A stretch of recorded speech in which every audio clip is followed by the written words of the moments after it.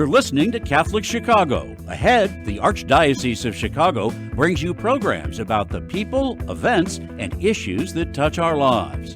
Welcome to Catholic Chicago.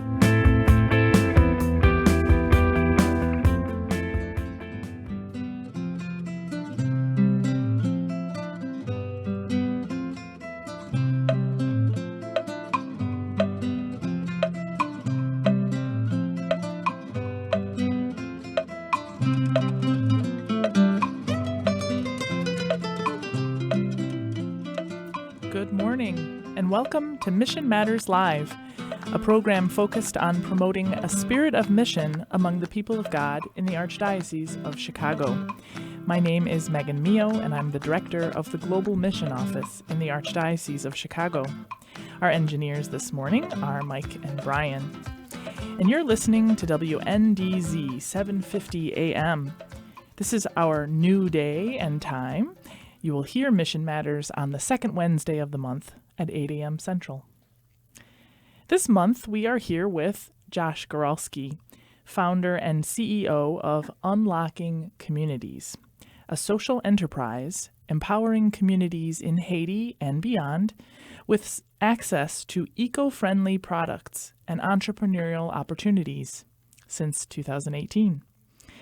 And Unlocking Communities does all this while partnering with Catholic institutions such as parishes, so that every aspect of their work to unlock economic, social, and environmental change also proclaims the good news and the principles of Catholic social teaching. Now, we had Josh on our Mission Matters program back in the January of 2021, so long ago, 2 years ago, and I know that he has a lot to share with us about what has been developing since that time. So, I know I'm very interested to hear what you have to share, Josh, and I'm sure our listeners will also be inspired by what you share. So thank you very much for welcoming us, for joining us. Thank you. Welcome. It's so great to be here, and I love the theme music you have. I must have forgotten about the theme music in the last 2 years, but I remember it being very distinctive. Thank you very much. Yeah, gets you right into the mood for talking about mission. Definitely. Awesome. So let's start by kind of catching our listeners up. If they remember our last interview, they got to hear about you. If anyone remembers the last interview, that's impressive. That would be very impressive. Well, I remember it, but regardless, I think it's important our listeners put everything in context. So you are from the Chicagoland area, is that right?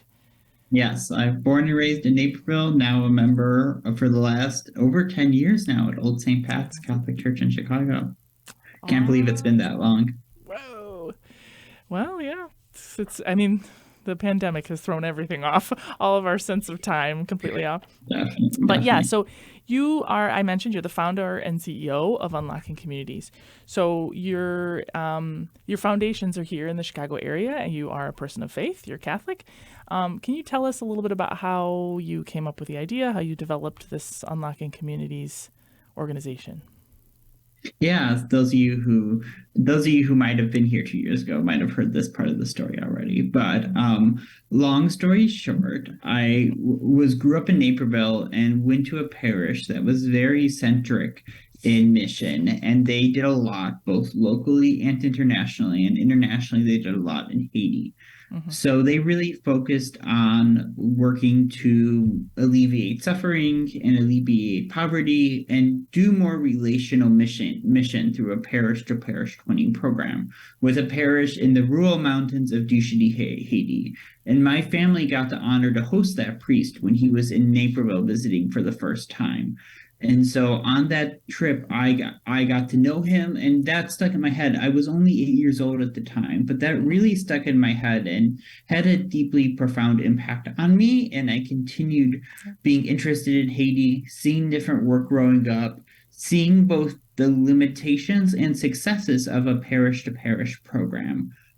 I think there's a lot we can talk about another time of like the successes parish have when they try to do an international mission and and the weaknesses, because there are organizations that try to do this work full time and have staffs of hundreds of thousands of people and still struggle with the complexities of working internationally, especially in a country as complex as Haiti.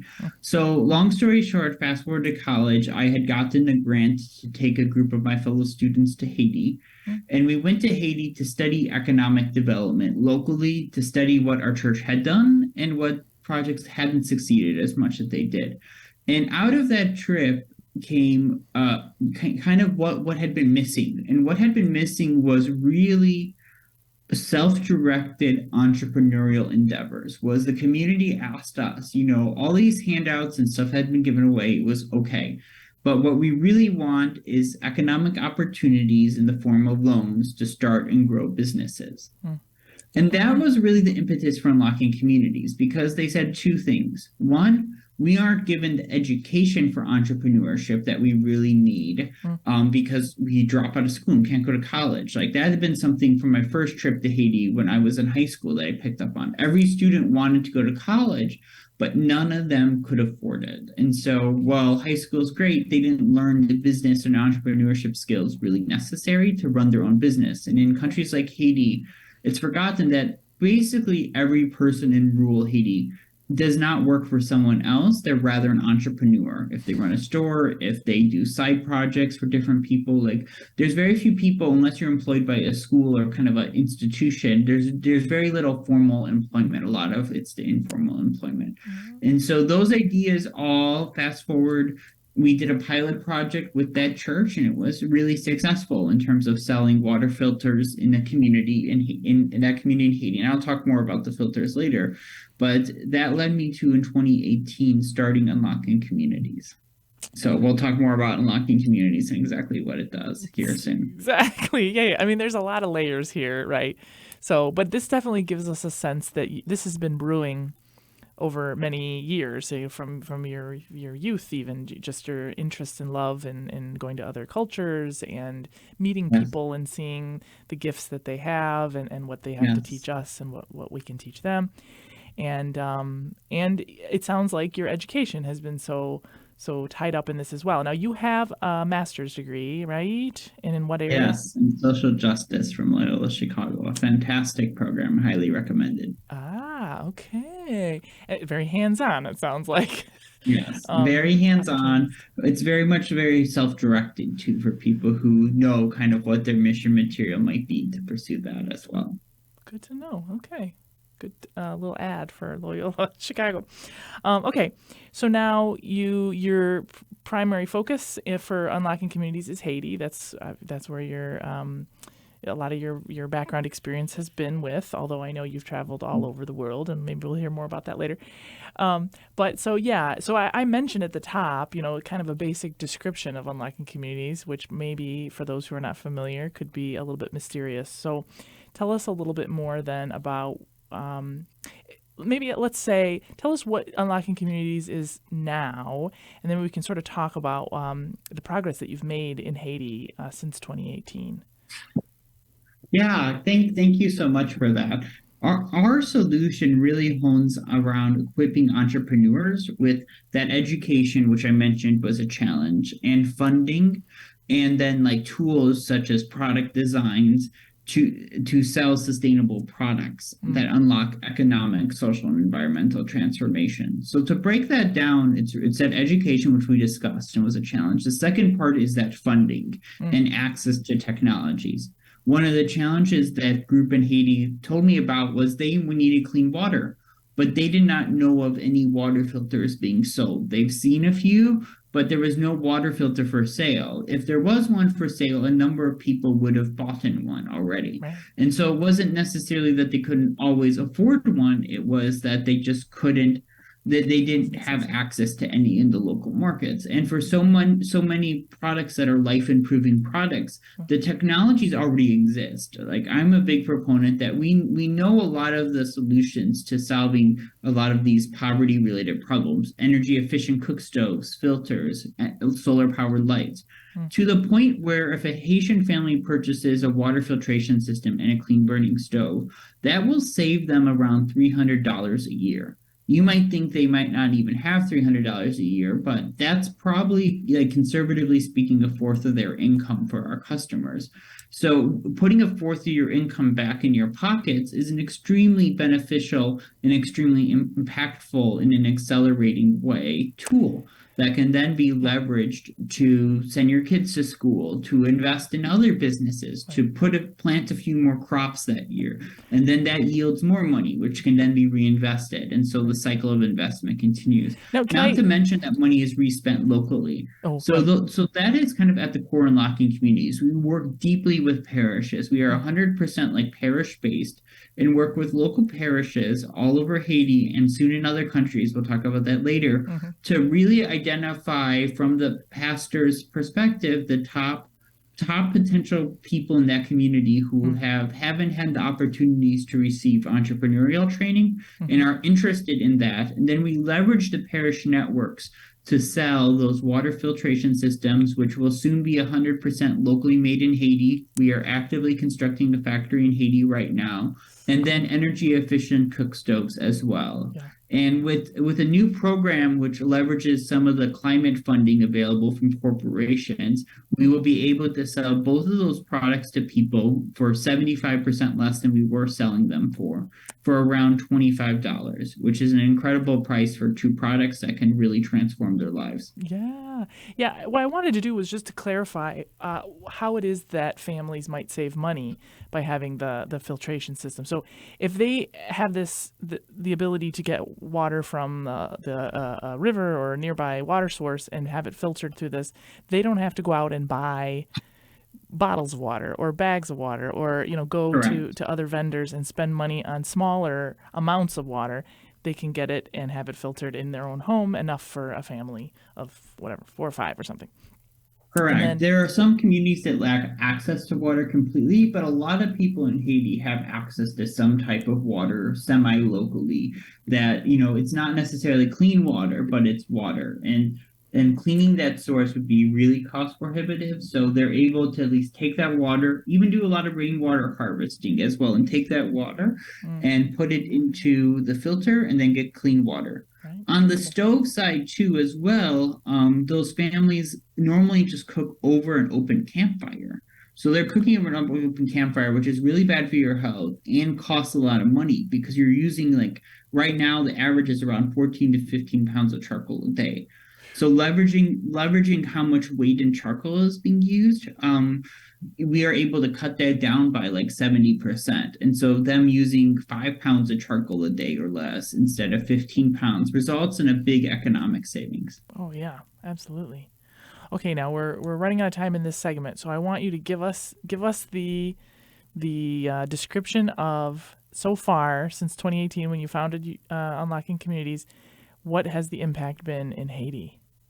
Yeah, great. So we have now impacted over 6,000 families, and that is 6,000 families who have actively made the decision to purchase a water filter or clean burning stove. And that is despite all the political instability that you might have heard about that's been going on in Haiti, and despite having at times product shortages due to that. And so those families have invested over $30, $35 normally to purchase one of these systems on a loan.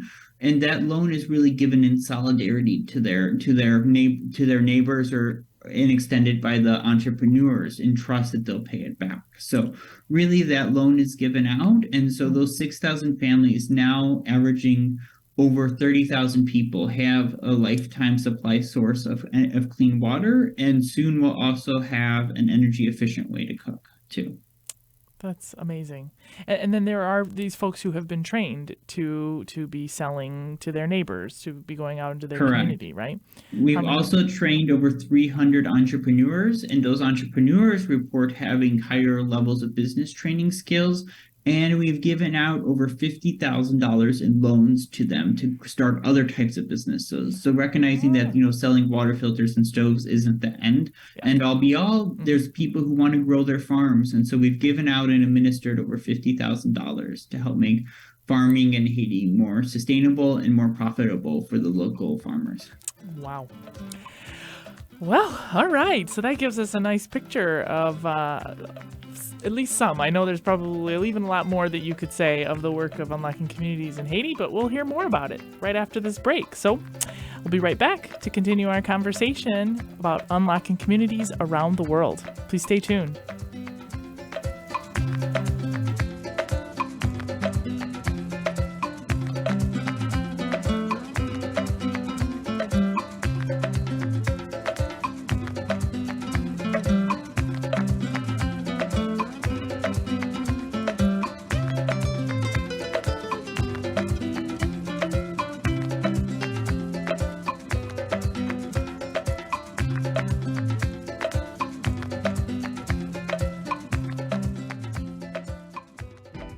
We are hiring. Catholic Charities of the Archdiocese of Chicago is looking for mission-driven individuals who want to help make a positive difference in the lives of people in need throughout Cook and Lake counties.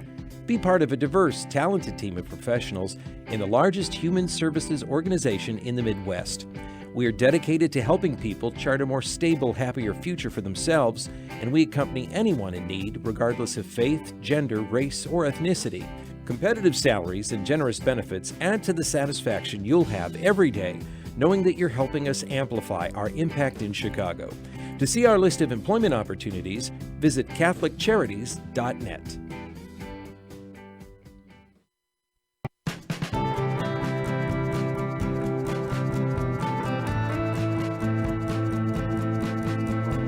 People always say, how can you spend your day with 3-year-olds? Seeing the changes that they go through and just the journey and how they grow, this is a very rewarding job.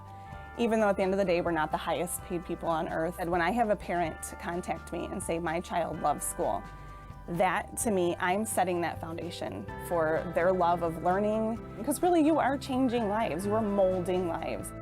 Shape the next generation of leaders. Teach. Apply today at archchicago.org/schooljobs. Do you have an old bicycle that's not being used? Consider donating it to Catholic Charities Veterans Bike Project of Lake County. Skilled volunteers are refurbishing bicycles to make them safe and ready to be used by veterans to get to and from their new places of work. We also gratefully accept financial contributions that are used to purchase bike helmets and other safety accessories. Our veterans have faithfully served the United States, and now it is our privilege to serve them. For more information on the Veterans Bike Project of Lake County, call 847-782-4219. That's 847-782-4219.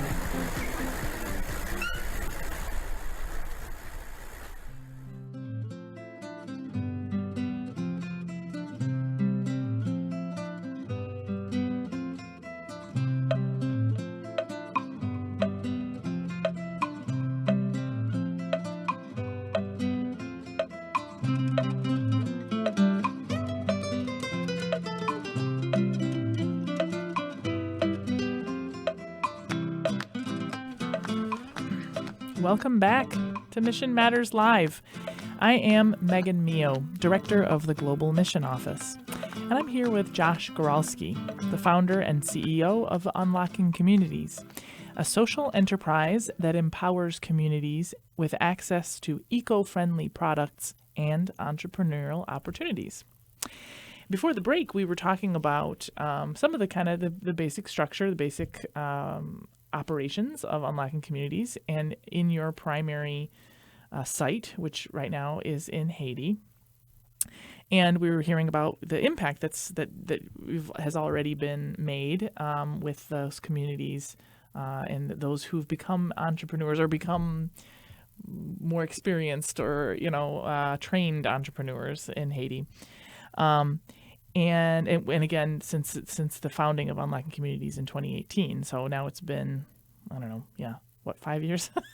Almost 5 years. Oh, Josh, we can't hear you. I think you might be muted. Yeah.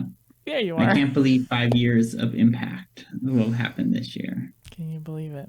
You come a long way. And now you mentioned that in 2018, this was before at least definitely before the earthquake that took place in Haiti in 2021, right? August of 21. And so things definitely have been changing in Haiti.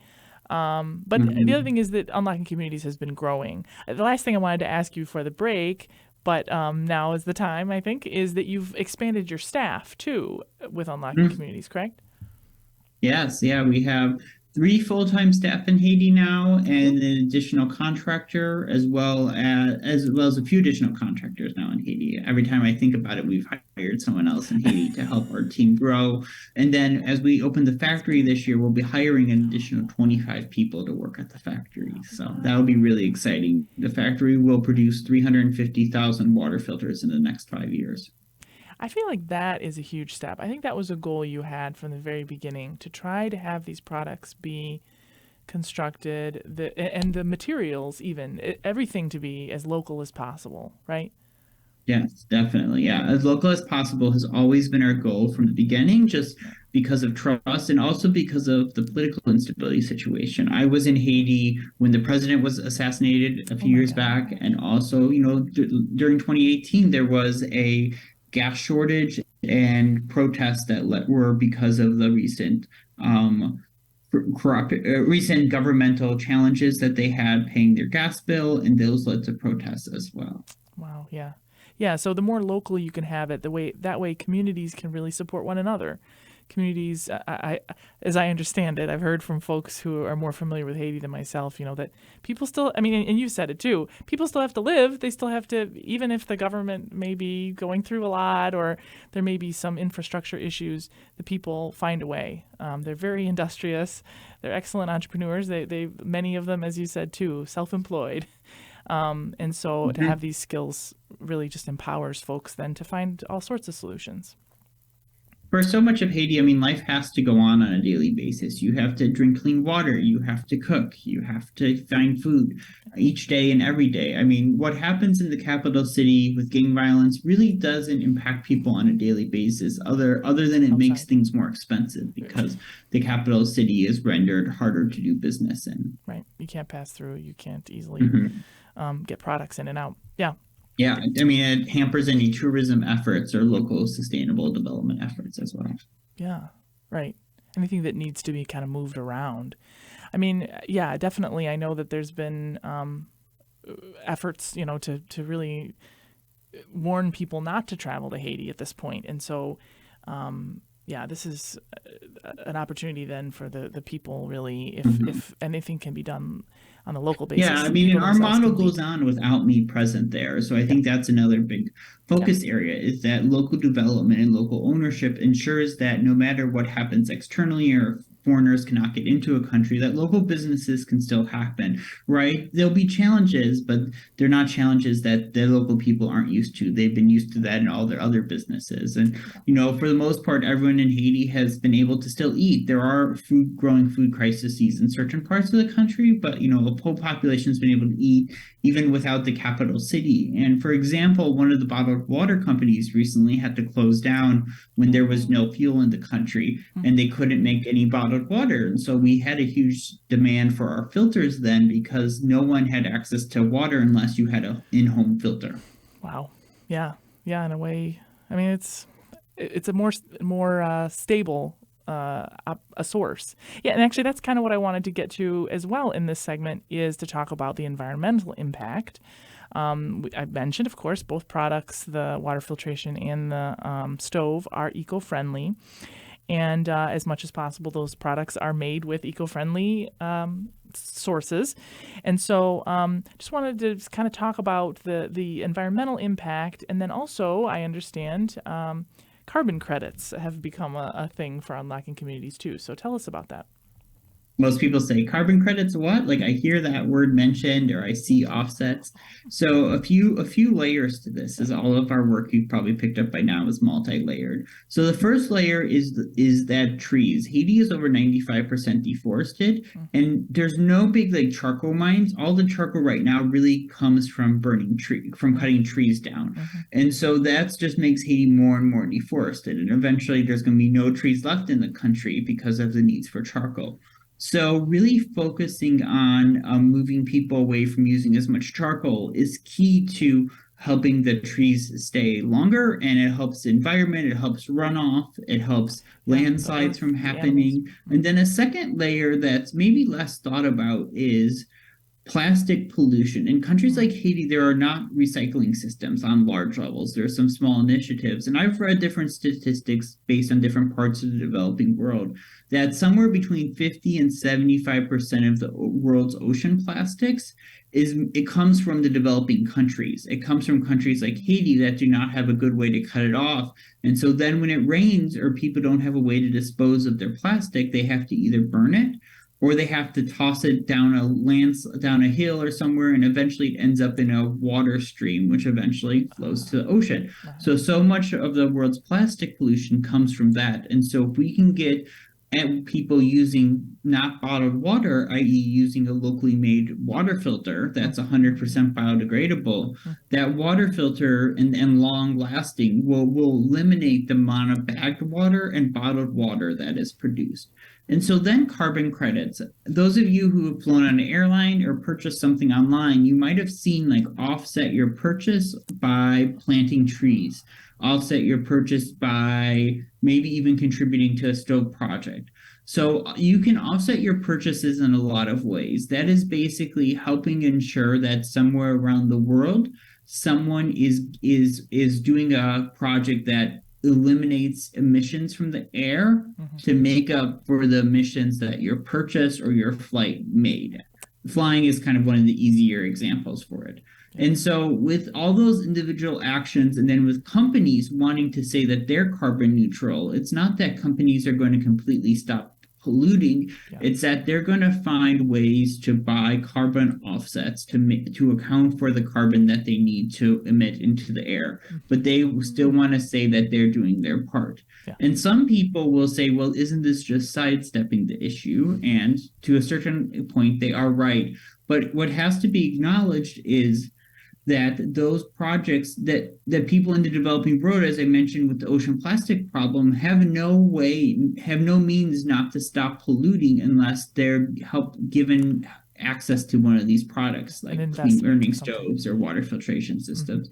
So that is why it's so important to have access to these products and for them to use the products and for the carbon credits to help. So the carbon credits, then, that money that companies give or individuals give, allow us to subsidize the price. So next year, we're going to be subsidizing the price of the filter, bringing it down, and the stove from like a combined price of like $75 to about $25.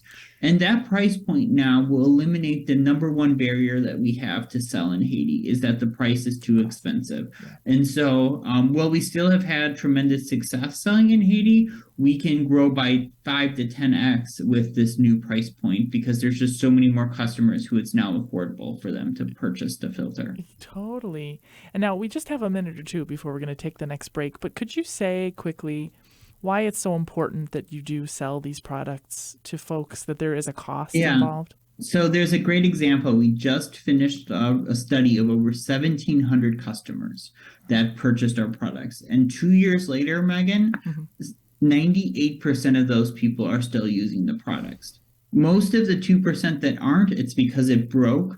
And we need to do a better job at helping them know how to get a replacement filter when it breaks.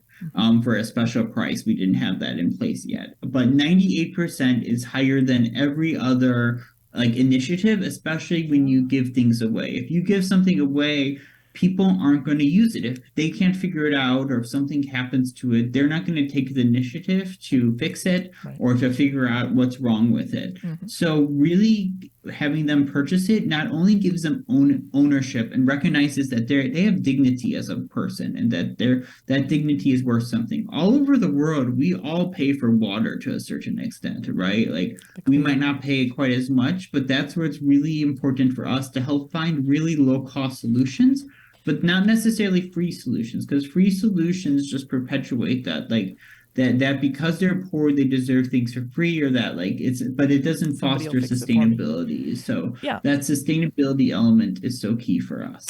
Yeah. That just makes so much sense. I really wanted our listeners to hear that. That's very important logic around human dignity. But yes, also, it's the fundamental Catholic social teaching tenets we all have. yes, and too. care for the earth, care for creation. So it was really great to hear about the Yeah, efforts. I mean, people in Haiti to talk about all the time that they want to cut down the amount of plastic that's eliminated, or they hate burning their plastic bottles, but they're not given another option. And so this access to products is really key. It's what's called last mile distribution, or last mile access.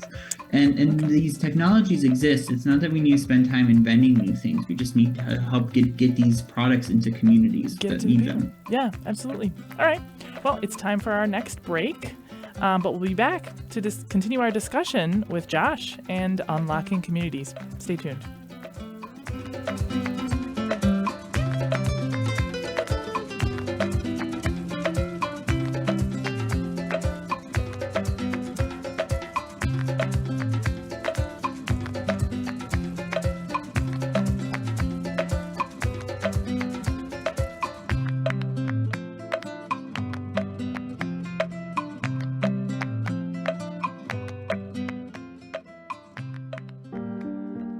Catholic Charities' Refugee Resettlement Program has been especially busy this year, assisting individuals and families who have fled dangerous situations in their homeland, including Afghanistan and the Ukraine.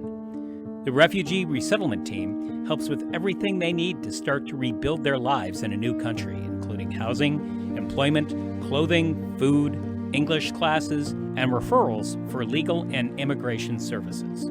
The refugees are tremendously grateful for the compassion and practical help they're receiving, and they're giving back and helping each other plan for a brighter, safer future. Volunteer opportunities are currently available for those who would like to be family mentors and tutors so children and adults can practice English. To learn more about these rewarding opportunities, call 312-655-7096. That's 312-655-7096. I am a seminarian. The church needs compassionate and well-trained priests to help guide each of us through life. What inspires me, what draws me always to the priesthood is continue to see priests be a beacon of hope for other people. You can play a part in the education of these young men as they prepare for a life of service to others. I want to be that beacon of hope too, and it sets my heart on fire. To support our seminarians, make your gift at archchicago.org/seminarian fund or call 312-534-7959.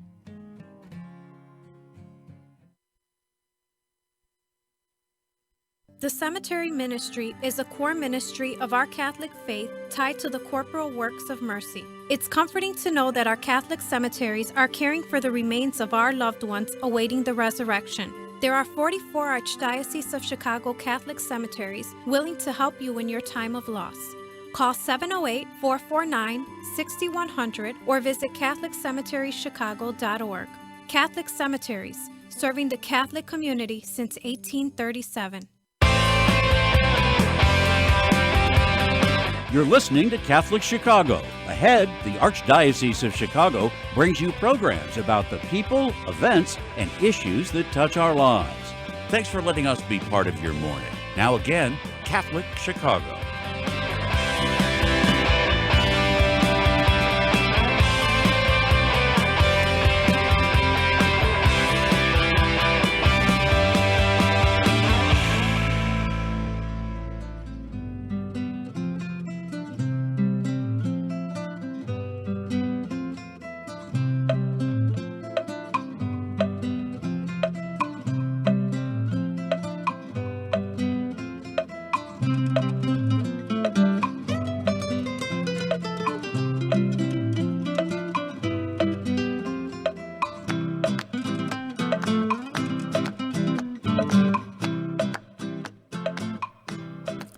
Welcome back to Mission Matters Live.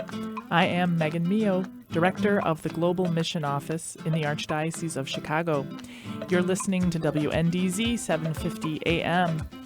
And I'm here with Josh Goralski, the founder and CEO of Unlocking Communities. which empowers communities with access to eco-friendly products and entrepreneurial opportunities.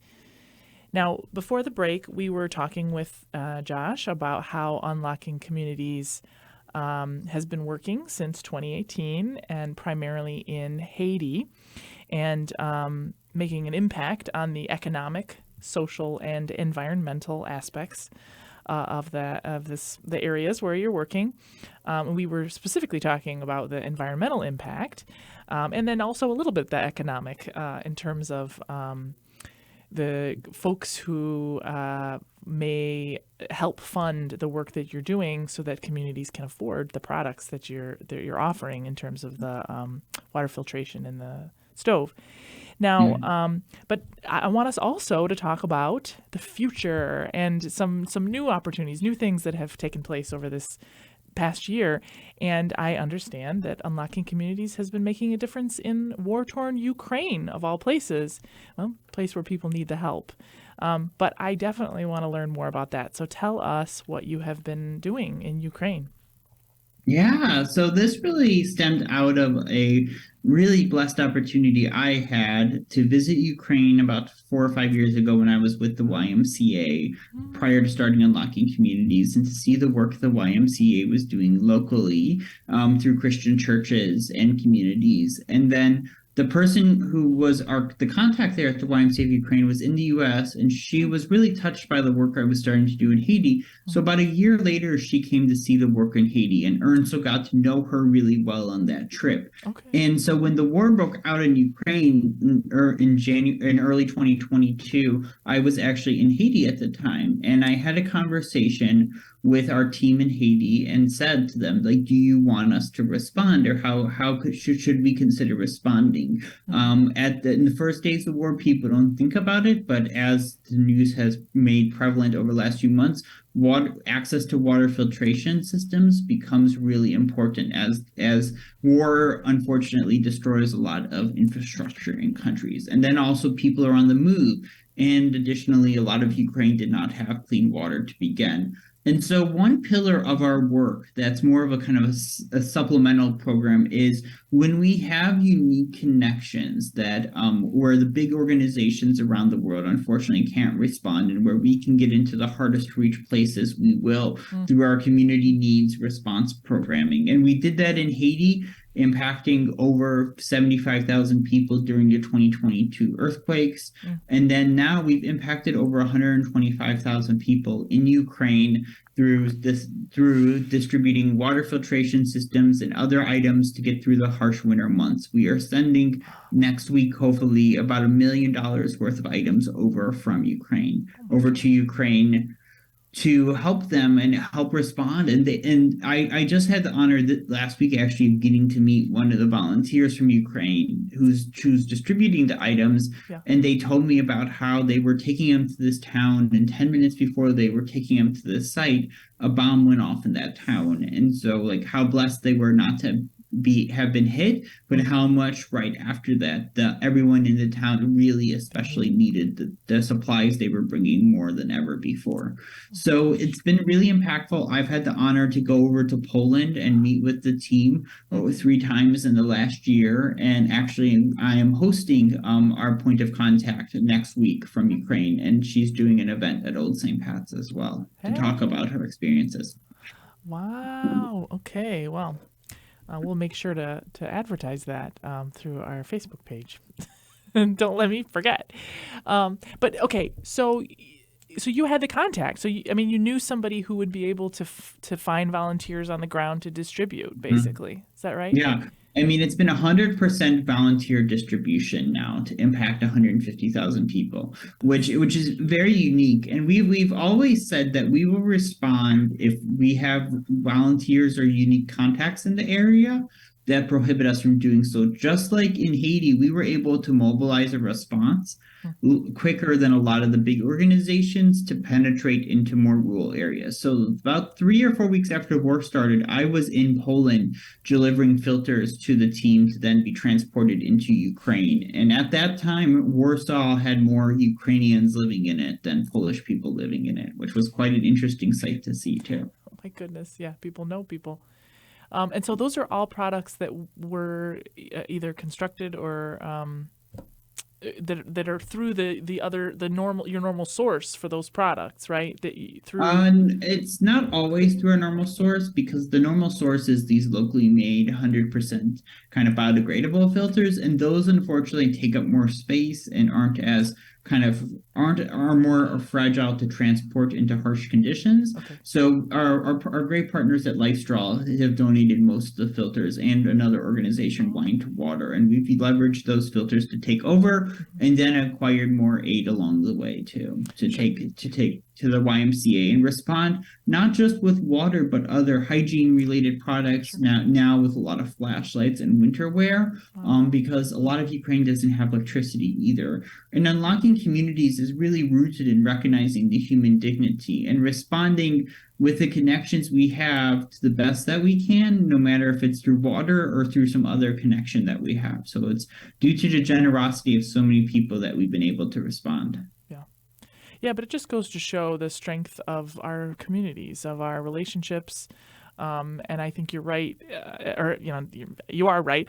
But I mean, I want to hold up or highlight that comment you made about, sometimes a smaller organization knows how to get deeper out into the communities that may be disconnected and may not have the access to the big community, big organizations, big institutions. So I mean, that is so much about what mission's about, Megan. And we talk a lot, you and I have talked a lot about what mission is about. Like, that is so much about what mission is about, and what smaller missionary organizations can do is to respond quicker and more efficient. And given that, we had so many donors who have invested in a staff for us, have invested in allowing us to build those relationships, it was able to happen. And it's really due to the generosity of all the donors who've supported our work in Haiti and supported our organization in general in the last few years that we were able to respond so quickly in Ukraine, in addition to some additional fundraising we did. But primarily, it was prior to that, just having built the infrastructure needed to do so. Right. Yeah. But I also really think it speaks to, mission in one place is really about mission anywhere. And people, I think our listeners might be quite surprised to hear that people in one mission community, some, developing nation like Haiti or anywhere else, when they hear the plight of people in another part of the world, they are impacted too. They know what it's like to suffer, like any of us. And so we all have a sense of responsibility, and a sense of wanting to do our part with mission and with supporting one another in a crisis. So that's definitely wonderful. They're quicker to respond. Like Ernso and our team in Haiti, I remember talking to him about this, and they did not hesitate. They did not say, like, will this take away efforts in Haiti? Will this do anything? They were like, respond and respond quickly. Awesome. That's really great. Yeah, I guess I would just say finally then, does this give you kind of a new idea of the vision for unlocking communities? Has this developed what you're thinking going forward? It's expanded. Great question, and I hope after the next break we'll have more time to talk about this. Yeah. It does and it didn't. We were already seeding the kind of seeds that we were going to be international for a lot of reasons. One is for sustainability of our own organization, is that it's hard to be sustainable when you're only in a country like Haiti, but to be diversified, and there's a need, right? The most important part is there's a need globally. And so there's over 80 countries in the world that really need solutions like ours on their fundamental water and stove level access. There's a lot of other communities, including in the United States, that need the economic development, entrepreneurship training models as well, and even water. I've learned about one of the organizations doing a lot of water work in the U.S. here recently. But going back, it does and it doesn't. We're not going to be an organization that responds to every disaster around the world. We unfortunately don't have the manpower or the time to do that. But what we will do is, when we're working in communities that are affected by disasters, we will respond. So we are preparing a response right now as cholera has continued to rage on in Haiti as well. We are doing a response to ensure that hand sanitizer and other equipment gets to the hospitals and rural clinics in all of the communities that need it. And additionally, the 300 entrepreneurs that work for us have been doing daily education sessions for communities on cholera prevention as well. Wow. Okay. Well, that's a development.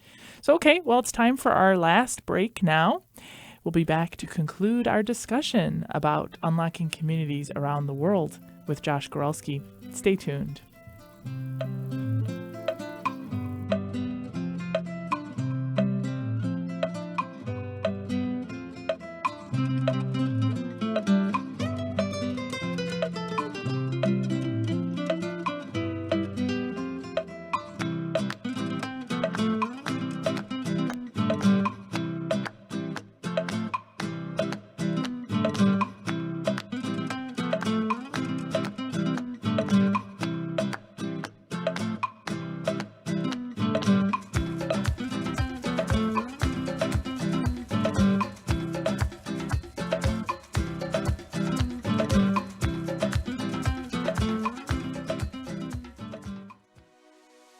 Catholic Charities has had the privilege of helping people in need in Cook and Lake County for more than 100 years.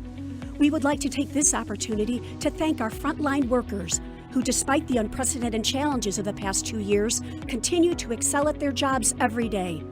From the warehouse staff members who pack boxes of nutritious foods for low-income seniors, to the dedicated WIC employees who have remained open for families with children under the age of 5, to our volunteers and restaurant partners who ensure that meals are available for those experiencing hunger, to our service coordinators and our professional counselors who continue their vital work in innovative ways, to our food pantry staff, and to all those who work at Catholic Charities Call Center, finding solutions for every person who reaches out to us for help. Charity is at the heart of all you do, and we salute you.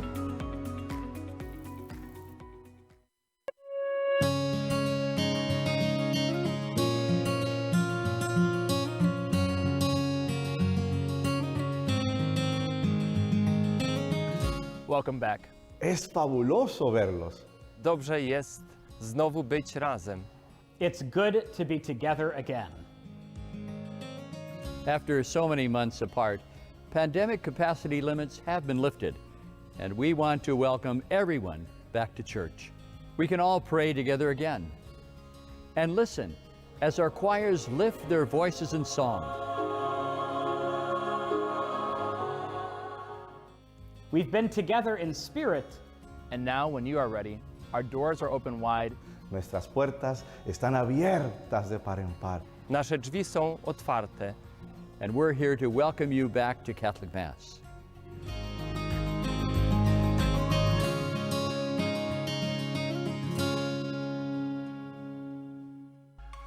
Did you know that Catholic Charities accepts car donations? If you're ready to free up space in your garage and put a stop to all those expenses that go along with owning a car, we will gratefully accept your donation, whether the car is running or not. You choose a pickup time that is convenient for you, and we will make the donation as easy as possible, free of charge. You'll receive a charitable donation receipt as well. We accept all types of vehicles nationwide, and you will know that your donation is made to Catholic Charities, an agency you can trust. To learn more about donating your car, call 877-786-4483. That's 877-786-4483. Thank you.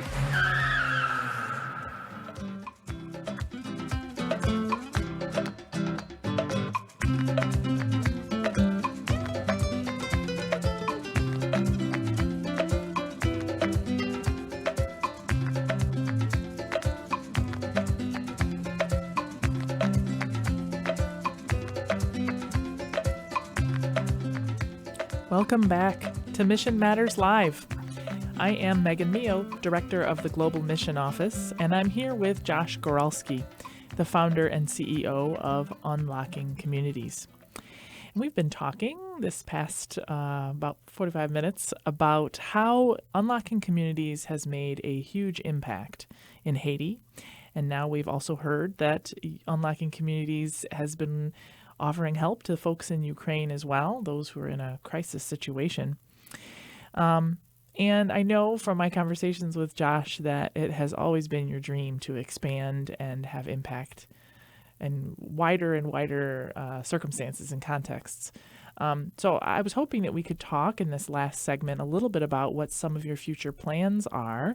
And I know we talked briefly that you have some hopes and you're beginning to do some thinking and talking with folks in Kenya. Can you tell us about what your plans are?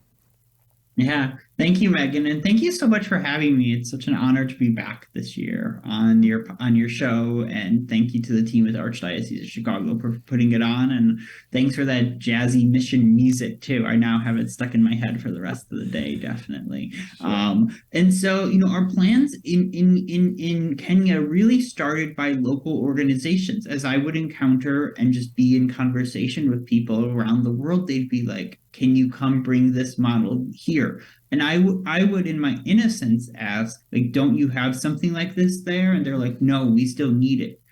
And I think that for myself was eye-opening. I had been kind of under assumption that, Haiti had been kind of looked over, and there was still a need, but the need wasn't as simple as we had kind of come up with the solution to make it. And so, our fundamental program abroad will look very similar to what it is in Haiti. It will start with a team entering into community through churches of all denominations and cultivating local entrepreneurs through those churches and giving them the opportunity to sell water filtration systems, energy efficient cook stoves, or other products which are needed in those communities in their neighborhoods and around the countries. So that is fundamentally what we're going to do. We've been talking to a great lady named Violet who lives and works in Kibera with her family, and she's probably going to be one of our first employees there when we secure the funding to start. And so I was talking with one of our colleagues earlier today, and I really hope we will be able to be in 2 new countries by the end of this year. So stay tuned to our social media, our website for more information on that. And I think it's more than just to have an impact around the world. It's to me, it's more fundamental than that. It's that we have an obligation to countries like Haiti. And unfortunately, due to the complexities of NGO funding and things like that, it's a lot easier to be diversified and then to ensure you can continue to work in market in countries like Haiti, even when times are as challenging as they are now. Mm-hmm. Well, I think the other thing that's really key about how you operate too is that you did so much work to kind of talk with people, investigate, and get local leaders to help you identify the best approach to really engage members of the community themselves in this process. Not just your staff, which of course is very important, but that this is something people really do want, would respond well to, would want to take up on their own. And so moving into a new context, you got to kind of do all that work all over again, even though you have a good sort of basic, plan. It still needs to be adapted to a new context. Would you say that's true?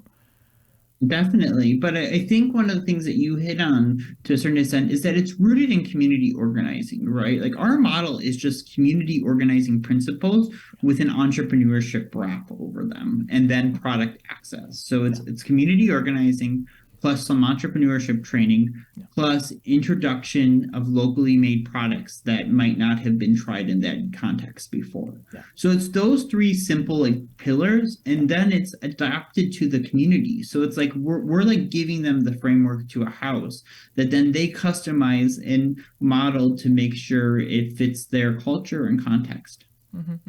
I was going to add one more layer to the onion, which is that it's all wrapped. I love it. I always love more layers to the onion. My onions are very. We've been talking about a lot of layers here, but it's all wrapped in something like Catholic social teaching too, and that those values are infused throughout. But that is really kind of helping you see. We need to preserve dignity. We need to protect the earth. We need to be considering the importance of people being able to support their own families and take care of themselves, and being able to work together. So I think that also just kind of points you in that direction too. I mean, it certainly, I'm sure, is part of the reason why you reached out in Ukraine too.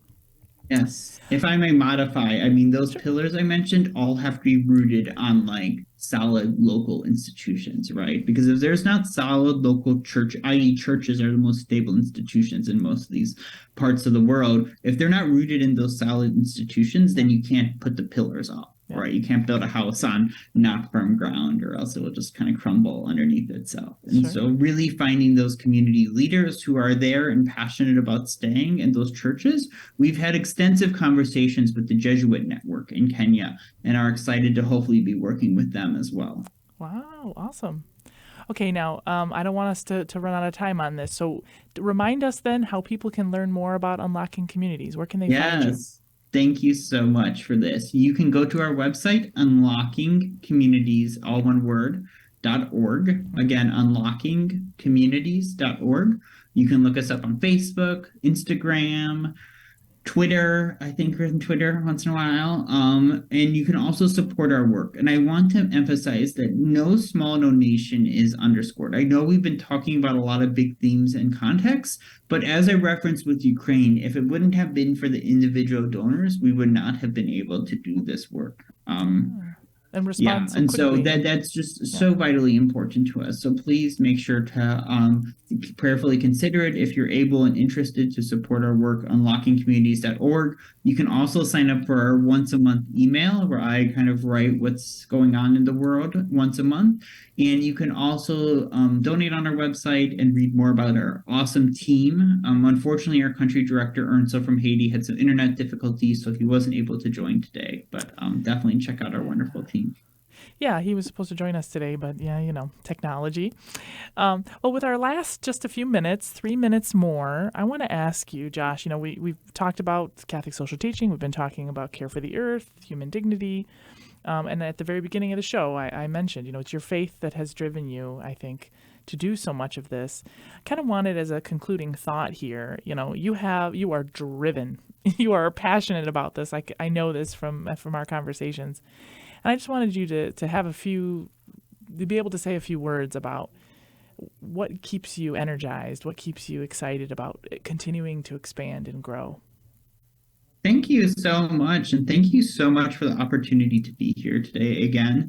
I think what keeps me energized and excited to grow is the faith of the Haitian people, and that people shouldn't need to be this resilient, but they are, and that the Haitians' deep dedication to faith and to bettering their country too, right? And I think I really have to anchor myself in that, because there are a lot of days when the situation in Haiti and things that are external circumstances, the global situations have make it challenging. But if holding on to that faith and holding on to that this is God's call for me, to respond in this holistic way that really recognizes people's dignity and mobilizes economic development opportunities, to hopefully in the next 5 years sell over 1.6 million water filters is incredible and in rapid scale. And that missions can look in so many different ways, and that our mission is to really unlock this economic opportunity for communities,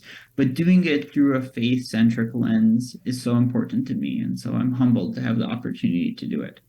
Yeah, I think our faith keeps us hopeful. It keeps us, and I think really loving God's people, like you say, it's the faith of the Haitian people that really keeps you going too. That we believe God is acting and living in the world today, and so all things are possible.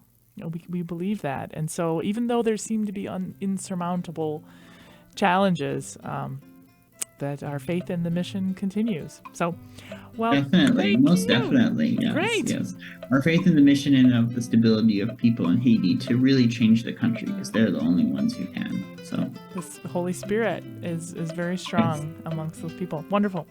So, thank you so much for joining us, Josh, and for sharing your enthusiastic approach to bringing about change and hope among mission communities, especially in Haiti, Ukraine, and soon Kenya. We continue to support your efforts in prayer and by sharing this good news with one another.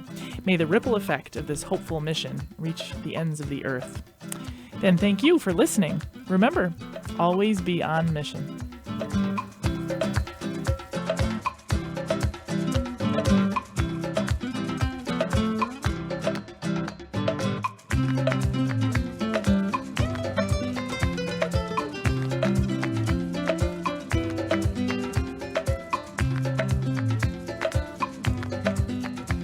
Join us every Monday through Friday at this time for Catholic Chicago.